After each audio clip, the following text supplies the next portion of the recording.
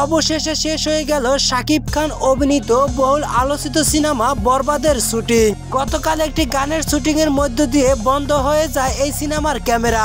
জানা যায় শুটিং শেষে খুব তড়িঘড়ি করে শাকিব খান দেশে ফিরবে। সামনের 29 তারিখ তার কেনা দল ঢাকা ক্যাপিটালস এর খেলা রয়েছে।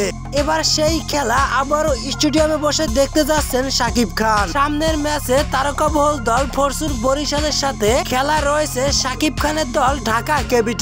ভিউয়ার্স, এইবার সেরা সারে থাকতে হলে শাকিব খানের দল ঢাকা ক্যাপিটালস কে দুর্দান্ত পারফরমেন্স করতে হবে, যে পারফরমেন্সটা করেছিলেন এর আগে রাজশাহীর সাথে ঢাকা ক্যাপিটালস। এইবারের ম্যাচেও যদি ঢাকা ক্যাপিটালস এর হারটা সঙ্গী হয় তাহলে এবছরে বিপিএল কে সালাম দিয়ে ঘরে ফিরতে হবে শাকিব খানের দল ঢাকা ক্যাপিটালস এ। তাই সামনের ম্যাচে জয়ের আশা করি মাঠে নামতে হবে ঢাকা ক্যাপিটালস এর। শোনা যাচ্ছে প্লেয়ারদের ভিতরে থাকতেছে অনেক পরিবর্তন। সামনের ম্যাচগুলোতে প্রত্যেকটা জেতার জন্য বহির্বিশ্বের ক্রিকেট দলের অলরাউন্ডাররা যোগ হতে পারে ঢাকা ক্যাপিটালস টিমের সাথে।